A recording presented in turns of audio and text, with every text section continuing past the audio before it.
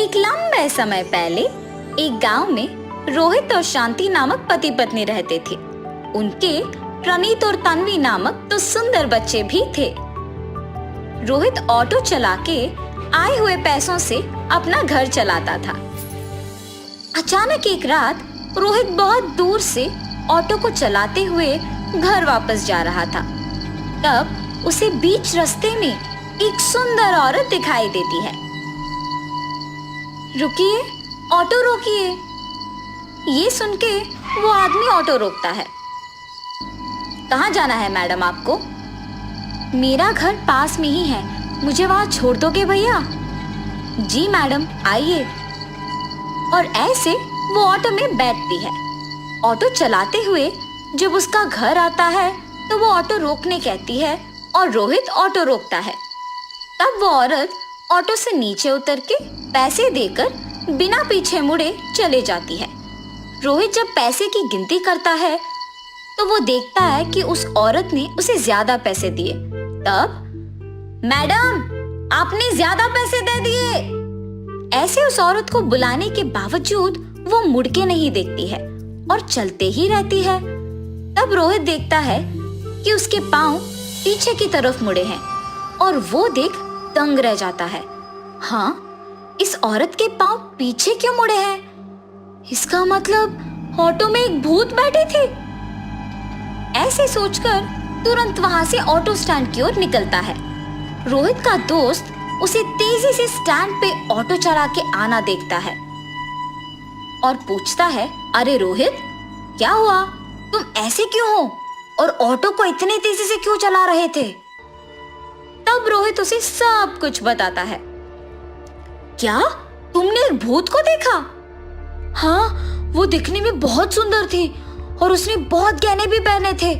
इतना ही नहीं, उसके पांव पीछे मुड़े हुए थे। ऐसे कांपते हुए कहता है। क्या भूत सुंदर भी थी और गहने भी पहनी थी? क्या भूत प्रेत सच में होते भी हैं? अंधेरे में इसने न जाने किसको देखकर क्या समझा, पर मेरा दोस्त इतना कांप क्यों रहा है? ऐसे सोचते रहता है। रोहित, डरो मत। क्या तुम्हें याद है कि तुमने उसे कहाँ छोड़ा? हाँ, याद है। वो एक घर के पास उतरी थी, लेकिन क्यों पूछ रहे हो? कुछ नहीं, तुम्हारा डर मिटाने के लिए हमें ये पता करना है कि वो क्या वाकई ही भूत थी। इसीलिए हम दोनों उसी जगह वापस जाएंगे। हाँ, ठीक है। कम से कम देखने के बाद तुम्हें मेरे बातों पे यकीन आएगा।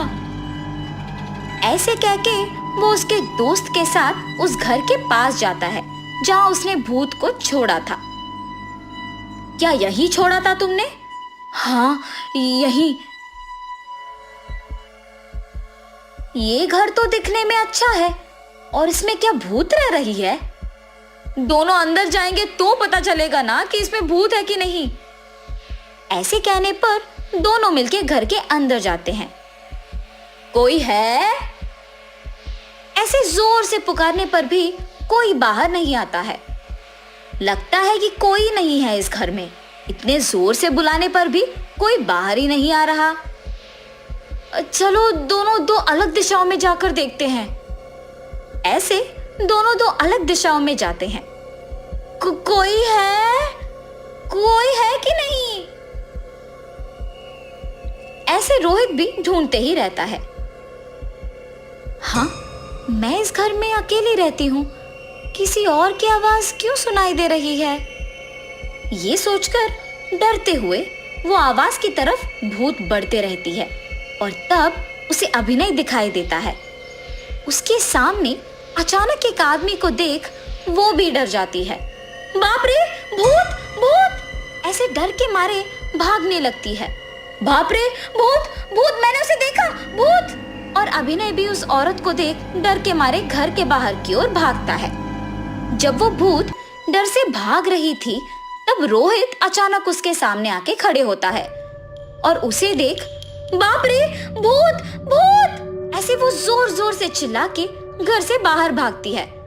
तब रोहित भी, बाप रे, भूत भूत, बचाओ! ऐसे भूत को देख वो भी बाहर की ओर भागने लगता है और अभिनय के पास जाता है। रोहित, मैंने उसे देखा, मैंने उस भूत को देखा। क्या तुमने भी देखा?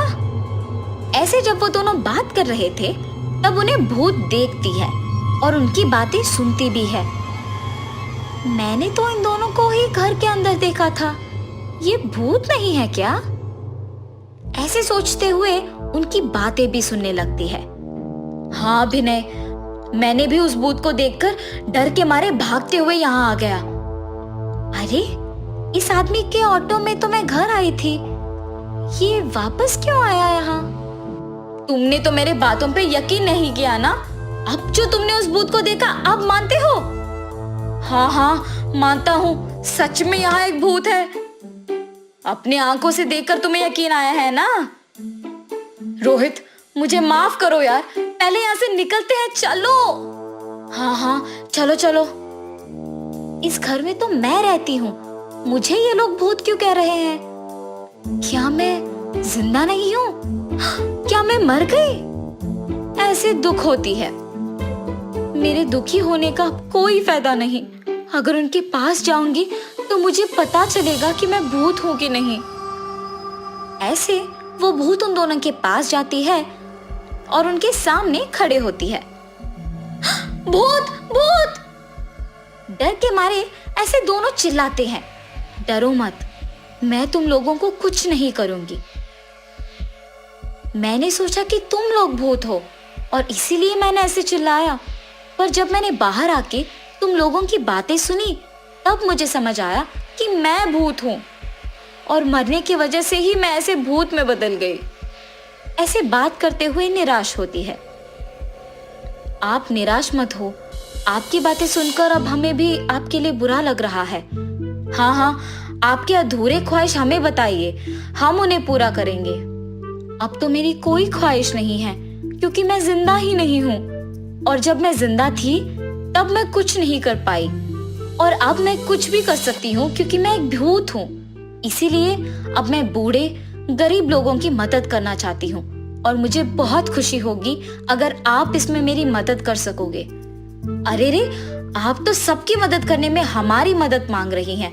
हम खुशी से आपका सहायता करेंगे, हम वादा करते हैं। ऐसे उनके कहने पर वो बहुत खुश होती है। वो भूत तब उसकी शक्तियों से गरीब और बूढ़े लोगों के लिए खाना प्रकट करती है। तुम लोगों को इसे बांटना होगा। और वो दोनों दोस्त उन्हें गरीब और बूढ़े लोगों में बांटते हैं और उस भूत के पास जाते हैं। अब मुझे तसल्ली हुई। उन दोनों दोस्त के मदद के बदले में वो भूत उसके पास के सारा सोना और गहना उन्हें देकर वहां से गायब हो जाती है। तब से वो दोनों खुशी से जीते हैं। एक लंबे समय पहले हेमंतपुरम नामक एक सुंदर सा गांव था। उस गांव में 2 पीने के पानी वाले कुएं थे, लेकिन गांव वाले सिर्फ एक कुएं से पानी लेते हुए मेहनत करते थे।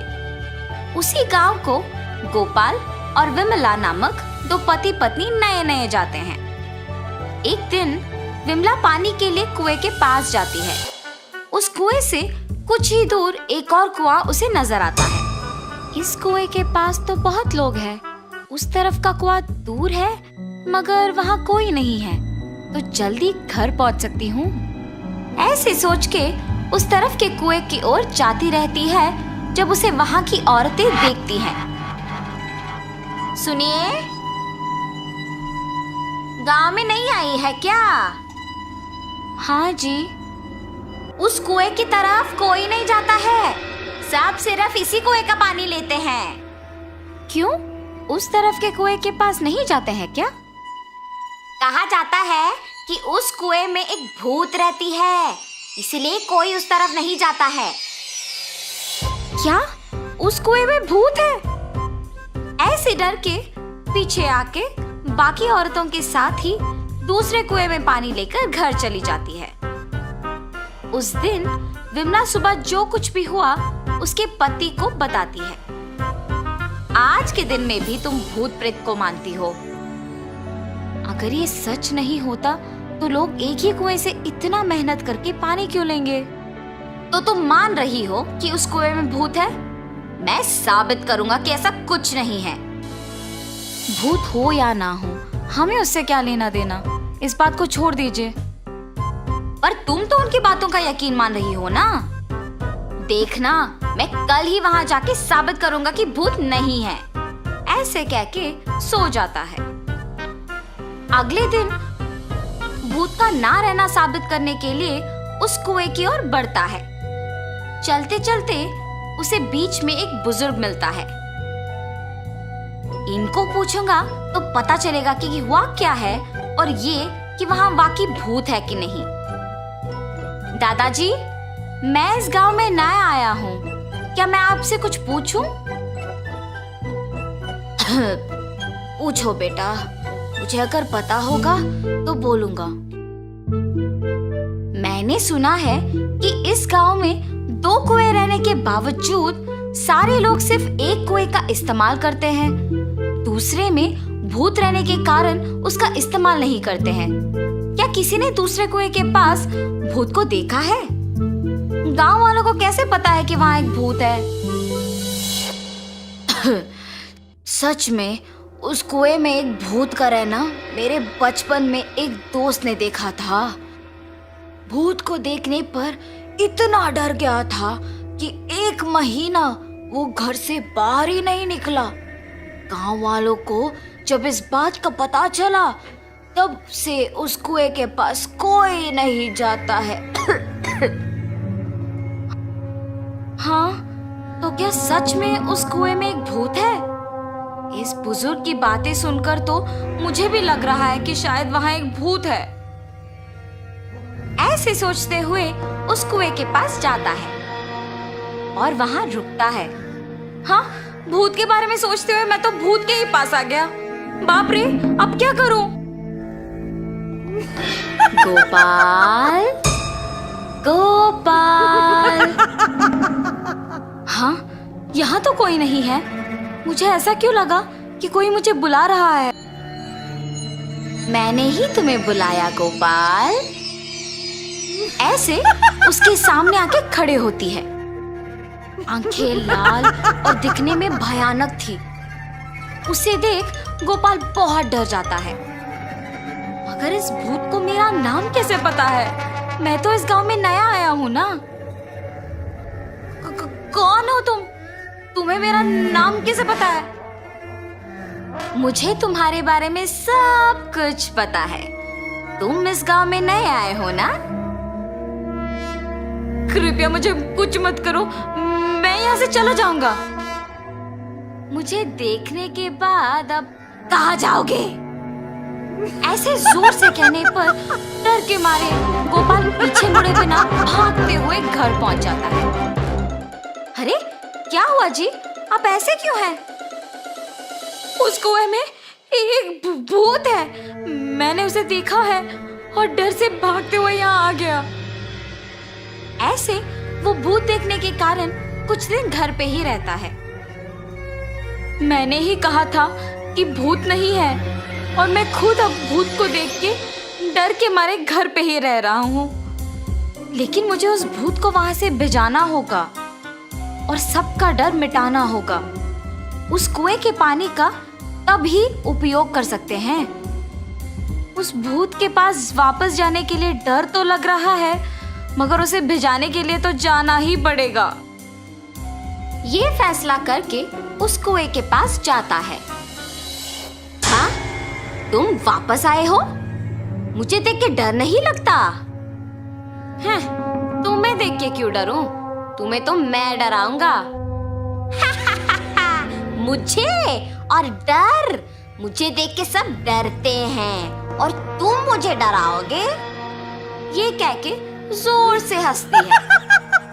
तुम ये सोच के हंस रही हो कि मैं अकेले आया हूँ ना? देखो अब मैं तुम्हें क्या करता हूँ। मुझे कोई कुछ नहीं कर सकता। क्या तुम्हें कोई कुछ नहीं कर सकेगा? एक बार इस कुएं में झांक के कहो वो बात। उस कुएं में क्या है? ऐसे कह के उस कुएं में झांकती है। उसके खुद का परछाई देख ये सोचकर डर जाती है कि वहां एक और भूत है। कौन हो तुम? इस कुएं में कैसे आए हो? अपने आप की बातें सुनने पर उसे लगता है कि सच में वहाँ एक भूत है, और ये भी उस भूत ने उसको वापस जवाब दिया। तुम्हारी इतनी हिम्मत, मुझे ही वापस जवाब दे रहे हो? देखा ना तुमने, मैंने ही उस भूत को वहाँ बंद कर दिया ताकि वो उस कुएं से बाहर ना निकले। तुम्हारा भी यही हाल करूँगा मैं। हाँ, अगर इस आदमी ने उस भूत को मेरी जानकारी के बिना इस कुएं में बंद कर दिया तो ये सामान्य आदमी नहीं है, और ये भूत तो मुझे ही जवाब दे रही है। मुझे भी अगर उस कुएं में बंद कर देगा तो बहुत भुगतना पड़ेगा। कुछ भी करके यहाँ से बाहर निकालना होगा। मुझे भी उस भूत की तरह मत फंसाओ, मैं यहाँ से दूर चली जाऊंगी। आइंदा कभी इस कुएं के पास नहीं आऊंगी, मुझे छोड़ दो। ऐसे वो भूत वहां से चली जाती है। दूसरे कुएं के पास मौजूद गांव वाले ये सब देख के बाकी लोगों को बोलते हैं। गांव वाले सारे गोपाल की बुद्धि का अभिनंदन करते हैं। तब से गांव वाले पीने के पानी के लिए दोनों कुओं का उपयोग करते हुए खुशी से जीते हैं। एक लंबे समय पहले एक गांव में आनंद, उसके माता पिता जानकी और रमैया, उसकी पत्नी नर्मदा और उसके बेटे नानी के साथ एक छोटे घर में रहता था। आनंद नौकरी करके आए हुए पैसों से अपना घर चलाता था। जानकी उसकी बहू नर्मदा से सारे काम करवाती थी और उसे हमेशा ताने मार मार के दुखी करती थी, मगर नर्मदा उसे कुछ ना कह के चुप बैठती थी। ऐसे कुछ साल बाद आनंद अपने नौकरी से कमाए पैसों को बचा बचा के एक बड़ा नया घर खरीदता है। आनंद के खरीदे हुए नए घर में बहुत समय से एक भूत रहती थी। ये बात आनंद को नहीं पता था और इसीलिए वो घर खरीदता है और उसके आसपास खाली रहने के कारण दिखने में बहुत शांत सा माहौल था और जानकी में कोई बदलाव नहीं आया। नए घर में जाने के पहले ही दिन नर्मदा की गलती के बिना ही उसे ताने मारती है। दुखी होकर नर्मदा बिना कुछ खाए और सोए अपने कमरे में जाकर रोती रहती है। तब उस घर में मौजूद भूत नर्मदा को रोते हुए देख उसके पास आती है। बगल में परछाई को देख नर्मदा तुरंत खड़े हो जाती है। तब वो भूत नर्मदा के सामने आके खड़े हो जाती है। उसके चेहरे पे घाव, खुले बाल देख के नर्मदा डर जाती है। बाप रे, भूत भूत! डरो मत, मैं तुम्हें कुछ नहीं करूंगी। तुम हमारे घर में क्यों आई हो? तुम लोग ही मेरे घर आए। ये तुम्हारा घर है? हाँ, ये मेरा घर है। इसी में मैं मर गई। मेरे मरने के बाद ही तुम लोग यहाँ आए। ऐसे कह के अचानक नर्मदा में घुस जाती है। हा हा हा, ऐसे हंसते हुए सो जाती है। सुबह उठ के जब जानकी देखती है कि सारा काम वैसे का वैसे ही रह गया, तब नर्मदा नर्मदा बहुत बार बुलाने के बावजूद जब वो नहीं आती है तो जानकी ही उसके पास जाती है। हाँ, तुम अब तक उठी नहीं? नर्मदा नर्मदा उठो! जानकी पास आके बुलाने पर नर्मदा जाग उठती है। उसकी आंखें बहुत लाल और डरावना दिखने के बावजूद जानकी उस पर ज्यादा ध्यान नहीं देती है। उठ गई? जाओ जाके सारा काम करके चाय बना के लाओ। मेरे ही सामने जोर से बात करके मुझे काम करने के लिए कह रही हो? ये कह के उसका हाथ जोर से पकड़ लेती है। नहीं, तुम कुछ मत करो। आज से सारा काम मैं ही करूंगी, मुझे छोड़ दो। जाओ जाके सारा काम करो। ठीक है ठीक है। ऐसे कह के जल्दी से सारे काम खत्म करती है। ये क्या सच में मेरी बहू है? इसके मुंह से कभी एक लफ्ज भी नहीं निकला और आज ये मुझसे सारा काम करवा रही है। तुरंत ये सब मुझे अपने बेटे को बताना होगा। और ऐसे अपने बेटे को सब सच बताती है। तब वो कहता है, जितना भी गुस्सा क्यों ना हो, ऐसे तो नहीं कहते हैं माँ। आप अगर उससे अच्छे से पेश आएंगे तो वो भी अच्छा ही रहेगी। उसके बारे में क्या मुझे नहीं पता? उसके बेटे का ऐसे बात करने पर जानकी कुछ नहीं कहती है और अपनी बहू से डरने के कारण वो सारे काम खुद ही करती है। नर्मदा, नए घर खरीदने की खुशी में मैं अपने कुछ दोस्तों को घर बुला रहा हूँ। सारी चीजों का तुम्हें ही ध्यान रखना होगा। ऐसे बोल के चला जाता है। नर्मदा कुछ बात किए बिना खड़े रहती है। उसके बगल में खड़े जानकी के पास जाके वो कहती है, तुम्हारे बेटे की बातें सुनी है ना तुमने?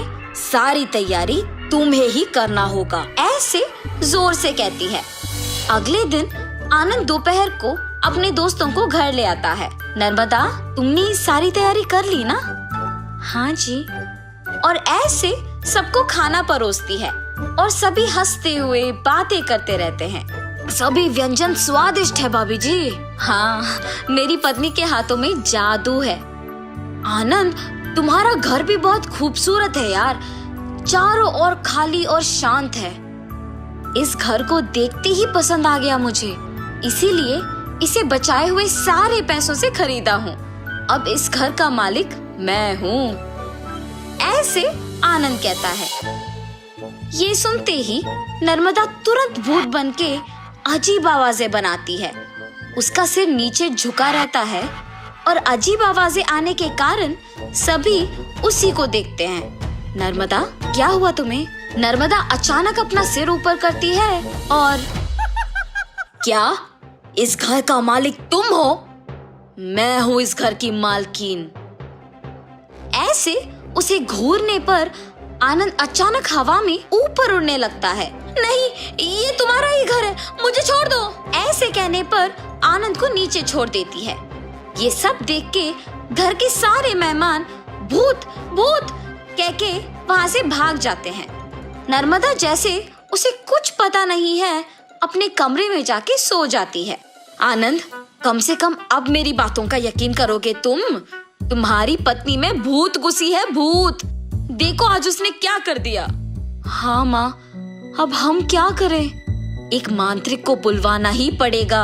हाँ ठीक है माँ, कल उसी के पास जाएंगे। और ऐसे जब सब बैठे हुए थे, नर्मदा आती है और सभी डर जाते हैं। तब उन्हें देख कहती है, क्यों सब मुझे देख के डर रहे हैं? क्या हुआ तुम सबको? कुछ नहीं। अब आप तो कुछ भी कर सकते हो ना? क्या करना है मुझे? मैं जो बोलूँगा तुम नहीं कर पाओगी। मैं नहीं कर पाऊंगी? पहले बोलो। अच्छा, क्या तुम इस बोतल के अंदर घुस के वापस बाहर आ सकती हो? इतना ही, और मैं ये नहीं कर पाऊंगी? देखो। ऐसे बिना कुछ सोचे समझे नर्मदा में घुसी आत्मा अचानक उस बोतल में घुस जाती है और तुरंत जानकी उस बोतल का ढक्कन बंद कर देती है।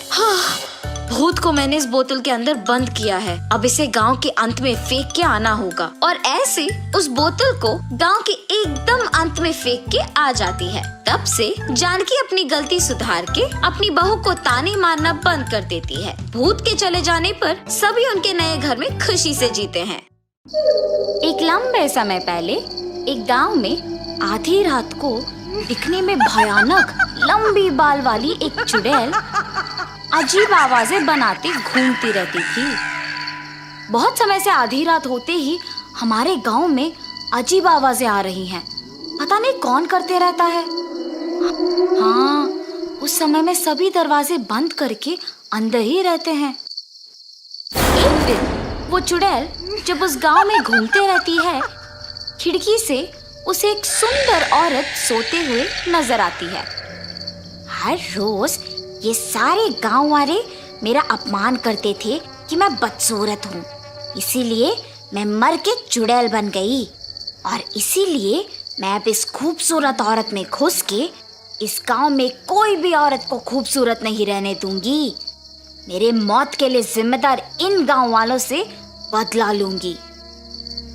ऐसे फैसला करके तुरंत उस औरत में घुस जाती है और सुबह होते ही वो फिर से साधारण औरत बन जाती है। अगले दिन से अजीब आवाजें ना आने के कारण गांव वाले सारे खुश हो जाते हैं। लेकिन वो चुड़ैल उस गांव में मौजूद सारी सुंदर औरतों को बदसूरत बनाने लगी और सुबह होते ही मामूली बन जाती है। एक दिन आधी रात को वो चुड़ैल एक खूबसूरत औरत को सोते हुए देखती है। कितनी सुंदर हो तुम, अब देखो मैं तुम्हें क्या करती हूँ। वो चुड़ैल उस औरत पे हाथ फैलाती है और वो तुरंत बदसूरत बन जाती है। हा हा हा, अब अच्छी लग रही हो तुम, ऐसे कह के वहां से चले जाती है। सुबह उठते ही प्रीति को कुछ याद नहीं रहता है। क्या हुआ मुझे? ऐसा लग रहा है कि कुछ तो हो रहा है। रात भर मैं क्या इनके बगल में ही थी? मुझे उनसे पूछना होगा। सुनिए, इधर आइए। क्या हुआ? नींद से जागते ही इतने जोर जोर से चिल्ला रही हो? मुझे ऐसा लग रहा है कि रात में कुछ हुआ है। मैं रात भर आप ही के बगल में थी ना जी? हाँ, मेरे बगल में ही सोई थी। क्यों? ठीक है, कुछ नहीं जी। सतीश गांव में जाते ही सारे लोग को एक जगह इकट्ठा देखता है। ये क्या, इतने लोग एक ही जगह? क्या हुआ होगा? ऐसे सोचकर उस भीड़ के पास जाता है। क्या हुआ? सब ऐसे क्यों इकट्ठा हुए हैं? तुमने मेरी पत्नी को पहले देखा है ना? अब देखो कैसे बदल गई। पहले हमारे गांव में अजीब आवाजें सुनाई देती थी, लेकिन अब वो आवाजें नहीं आ रही हैं। हमें पता नहीं है कि तुम्हारे पत्नी को बदसूरत किसने बनाया, इसीलिए हमें सावधान रहना होगा। आज से हर रोज सभी के घर में कोई एक आदमी रात भर सोए बिना जगे ही रहना होगा। सभी हो रहे घटनाओं के बारे में बात करके दुखी हो रहे थे। सतीश वो सब सुन के डरते हुए वापस घर चले जाता है। क्या हुआ? आप ऐसे क्यों हैं? गांव वाले कह रहे थे कि जो औरतें सुंदर है वो अचानक बदसूरत बन जा रही है। तुम सावधान रहो, अगर किसी पे शक है तो मुझे तुरंत बता दो। आपकी बातें सुनकर मुझे भी डर लग रहा है जी। उस रात को सारे गांव वाले लिए हुए फैसले के अनुसार करते हैं और अपने घर में सतीश भी सोने की नाटक करता है। ठीक 12 बजे प्रीति को बिस्तर से उठकर एक आईना लेके उसमें अपने आप को देखते हुए देख सतीश दंग रह जाता है। अब हर रोज की तरह मुझे इस आईने को छुपाना होगा, ऐसे सोच के तुरंत चुड़ैल के रूप में बदल जाती है। उस आईने को एक जगह छुपा के घर से निकल जाना सतीश देख डर के मारे बिस्तर पे बेहोश हो जाता है। सुबह होश में आके नींद से जाग उठता है। प्रीति को हमेशा की तरह देख वो आश्चर्यचकित हो जाता है। क्या हुआ? आप मुझे देख ऐसे डर क्यों रहे हैं? मैं क्यों डरूंगा? मुझे किसी से डर नहीं है। ऐसे कांपते हुए डर के मारे गांव वालों के पास जाता है और जो कुछ उसने पिछली रात को देखा था वो सब बताता है। आज के समय में भी भूत प्रेत को मानते हो? क्या तुम सच में तुम्हारी पत्नी को चुड़ैल के रूप में बदलते हुए देखा? तो तुम सोच रहे हो कि गांव में हो रहे घटनाओं का तुम्हारी पत्नी वजह है? अगर तुम लोगों को मेरे बात पे यकीन नहीं है तो मेरे साथ मेरे घर आओ। मेरी पत्नी को दिखे बिना एक कोने से उसे देखो।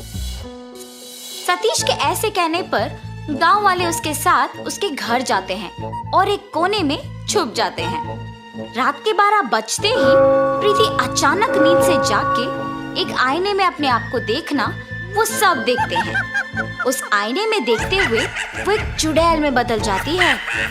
ये देख सारे डर जाते हैं। उस चुड़ैल को घर से बाहर जाते हुए देख सारे उसका पीछा करते हैं। वो चुड़ैल एक सुंदर औरत को देख उसके पास जाती है। कितनी सुंदर हो तुम, देखना मैं तुम्हें कितनी बदसूरत बना दूंगी, ऐसे कह के वो अपने हाथों को फैलाती है और उसे बदसूरत बना देती है। ये सब देख गांव वाले दंग रह जाते हैं। हा, बाकी औरतों को भी ऐसे ही बदसूरत बनाना होगा। अब तो मेरे बातों का यकीन करोगे ना तुम लोग? तुम सही कह रहे थे, अगर हमने इस चुड़ैल को ऐसे ही छोड़ दिया तो वो सबको बदसूरत बनाएगी। इसका हल जल्दी सोचना होगा। 1 मिनट, ये अपने आप को आईने में देख चुड़ैल बनी है। इसका मतलब ये है कि इसका और उस आईने का कुछ संबंध है। हाँ, मैंने भी उस दिन यही देखा। उस चुड़ैल से पहले ही घर पहुंच के हमें उस आईने को ढूंढना होगा। हाँ हाँ, चलो चलो। ऐसे सारे गांव वाले सतीश के घर जाके उस आईने को ढूंढते हैं। जब तक वो चुड़ैल घर लौट आती है, गांव वालों के हाथ में उस आईने को देख डर जाती है और उस चुड़ैल के अंदर आते ही गांव वाले भी डर जाते हैं। मैं तुम लोगों को कुछ नहीं करूंगी, डरो मत, बस वो आईना मुझे दे दो, ऐसे कांपते हुए कहती है। चुड़ैल जब बात कर रही होती है, डर के मारे हाथ कांपते हैं और आईना उनके हाथों से फिसल के नीचे गिर के टूट जाता है। आईना टूटते ही वो चुड़ैल जोर जोर से चिल्ला के उस शरीर को छोड़ के चले जाती है। कुछ देर बाद प्रीति होश में आ जाती है और हमेशा की तरह रहती है। ये तो अच्छा हुआ कि आईना हमारे हाथों से फिसल के टूट गया। कुछ किए बिना ही ये समझ आ गया कि इस आईने में ही इस चुड़ैल का प्राण था। उस चुड़ैल के जाने पे सारे बदसूरत औरतें वापस खूबसूरत बन गई और गांव वाले भी खुश हुए। तब से गांव वाले उस चुड़ैल के बिना खुशी से जीते हैं।